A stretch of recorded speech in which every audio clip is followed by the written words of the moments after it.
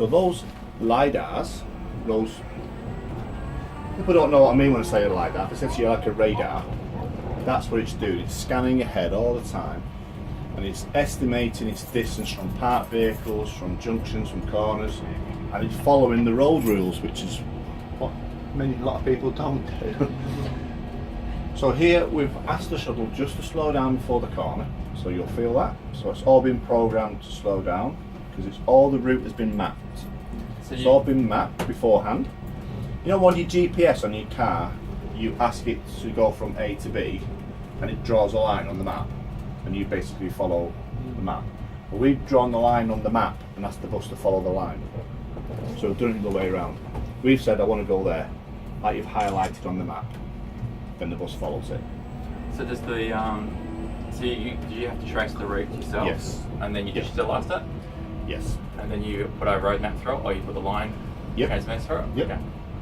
That's right. So it's not autonomous? Yes, because who's driving this now? Yeah, but from a... Well, it has to be planned, just like any computer has to be told what you want it to do. So we've told the bus we want it to drive down here and we want it to follow this path, then the bus will follow it. So that's a future trial where we can say, so we'll take it from here to there and let the bus work it out. Yeah. But we're not there yet. Not yet. Okay. This is a narrow point on the road here, but we do have the right of way. So the bus will assess whether it can get through here. I'm just going to put some air conditioning flying through a little bit.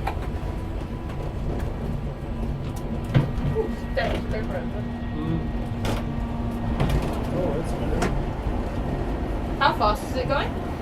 We're going to travel up to about 14 k's an hour, but the actual bus can do 45, so it can move quite quickly. People behind us must be having a fun time. Yeah, well, it's a trial, and the route is published and explain where we're going, so I've no sympathy for people to drive down here, to be honest. If they want to overtake, they can overtake. Now, if somebody does overtake and they pull in front too close, we'll feel that and we'll react to that. So this shuttle here can see all these cars, it can see the intersections.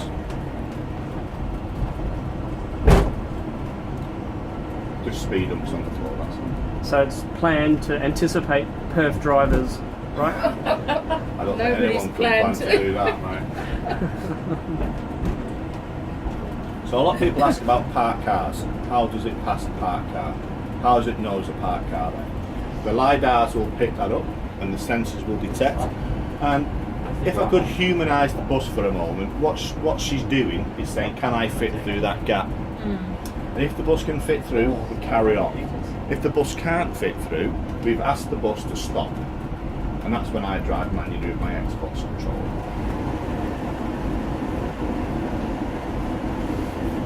So would you program the speed or? Yes. Yeah. Because it's so busy, this little area, and so many people want to have a look at the shuttle, we don't want to go too fast. So we've got parked vehicles here. Now if there's a large wing mirror or a car that's not parked inside its bay, then the bus will slow down. We do pass quite close. What if there's something coming the other way and there's obviously not going to be too much space? We know, do stop. yeah. Like this, for example. Well, Yeah. no, the trucks are coming along here. Yeah, you know. the shuttle stops. Yeah. If it can't fit, it looks at that distance there and estimates whether it can fit or not. Yeah. So it's aware of its dimensions. Yes, oh definitely, yeah. So what happens if the dog ran out? It stopped. Stops. It's got A movement. bird flew in front of the bus the other day. Oh, A bird swooped and it flew in front of the bus and the bus stopped. Because it doesn't know the difference between a bird and a football and a child and a rabbit, and it's just an object. Yeah. It's movement. Isn't So it? if a door was to open down here, obviously we'd see it, but so would the bus. So if it opens up, I don't know, 80 metres in front of us, we'll slow down and stop. If it opened up right in front of us, it'd be more like an emergency stop for the bus, which is why we're not going slow.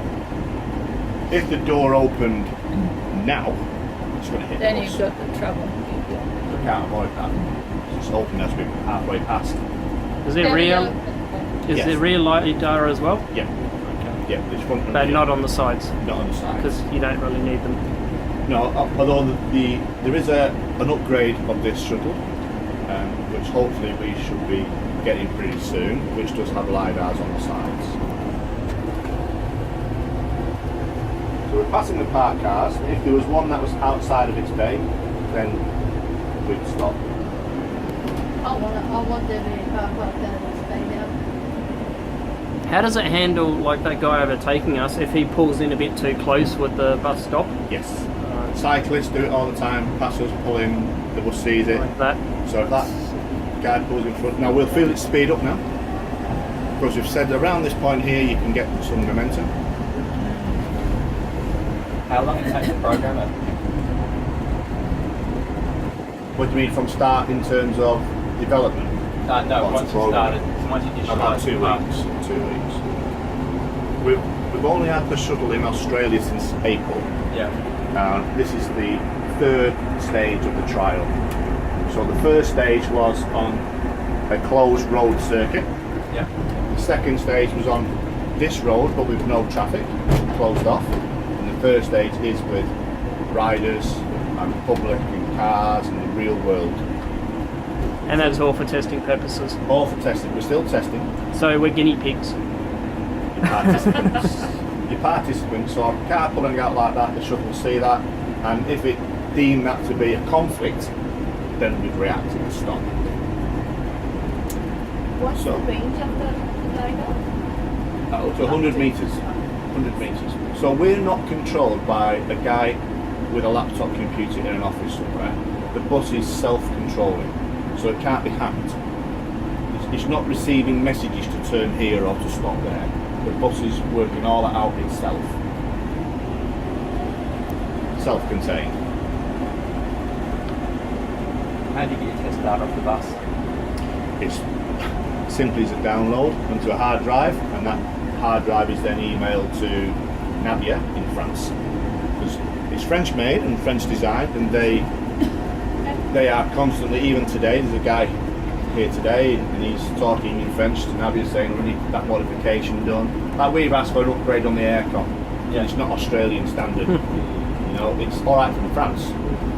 Here, Like the black London cabs when they came, they weren't suited for. no. So there's modifications all the time. Now we're coming up to an intersection here, guys, and we're going to treat this like a stop sign. So we're going to ask the shuttle to pull up and stop.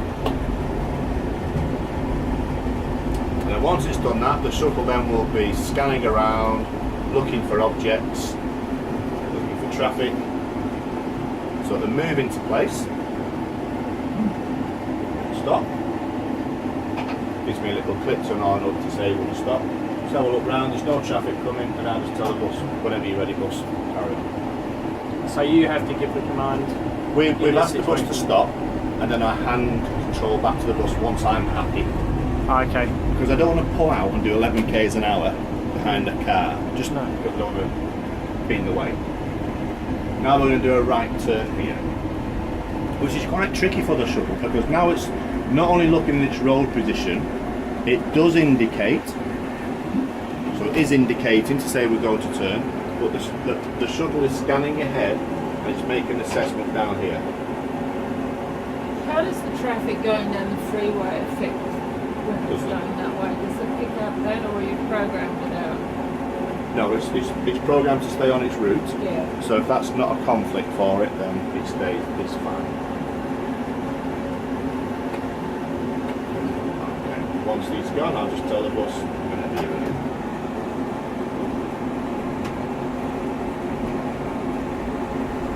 Ah, we've got another bus. So this is our old mill location, down here, I'll stop here. Can you see the shipping container over to your left over there? That's our fixed ground point, so that's where the bus is communicating with. That's its radio base. So it's always checking its distance from base with odometry on the wheels and radio signals and GPS.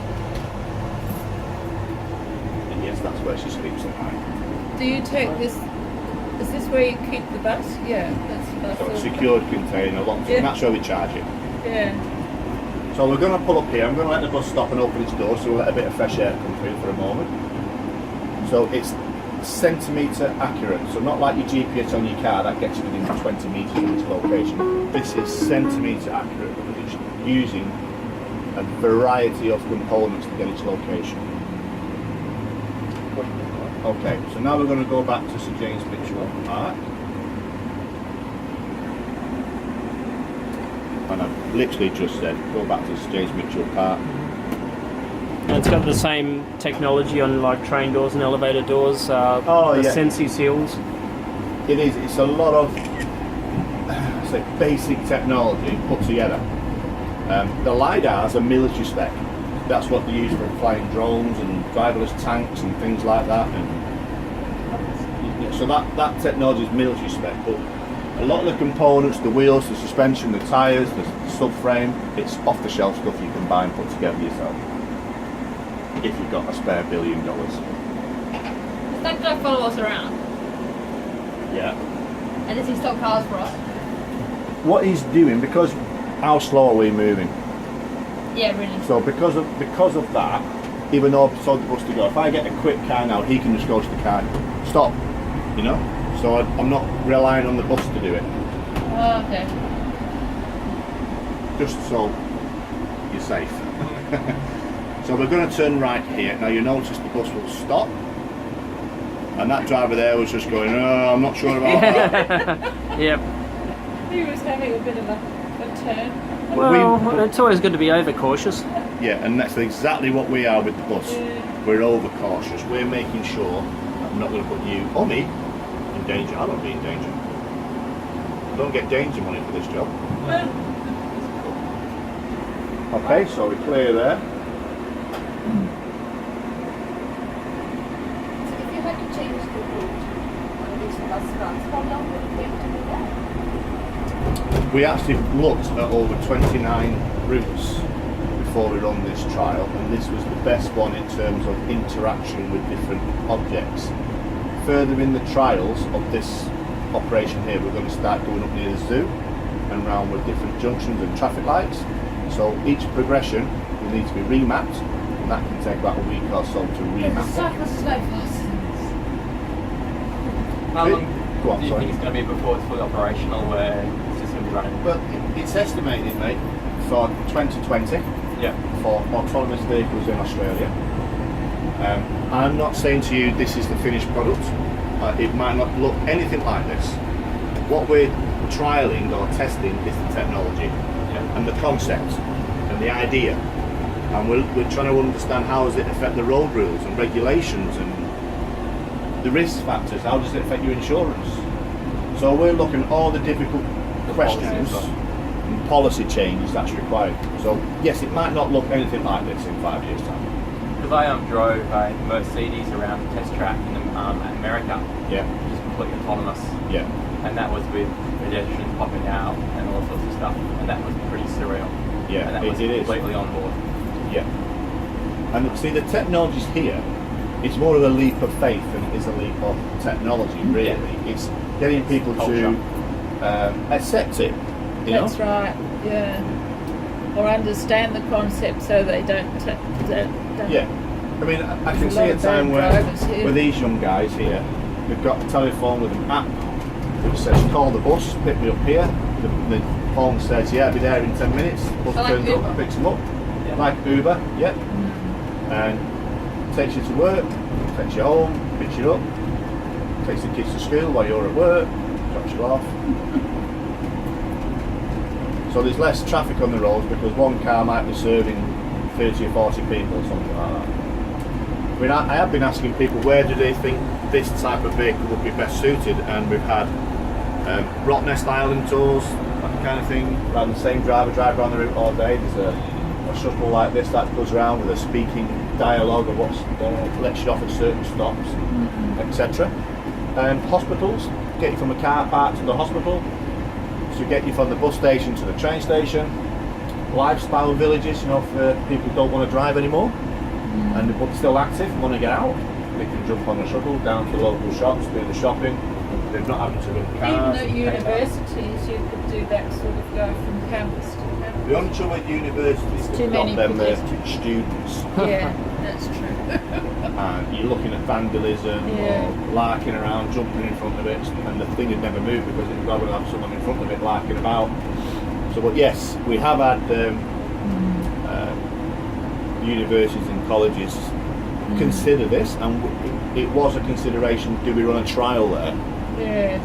We run trials around Kings Park and see how that goes.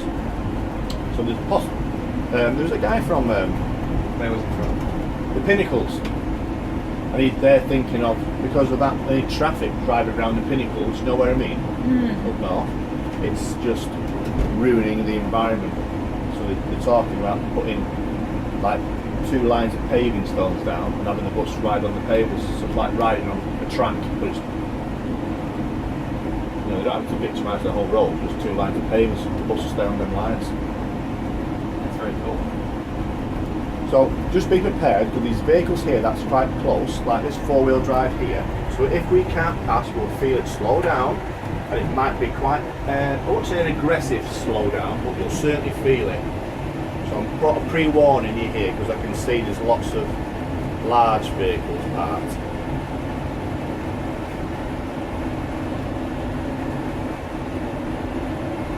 So let me ask you guys, how do you feel sat on a bus with no driver?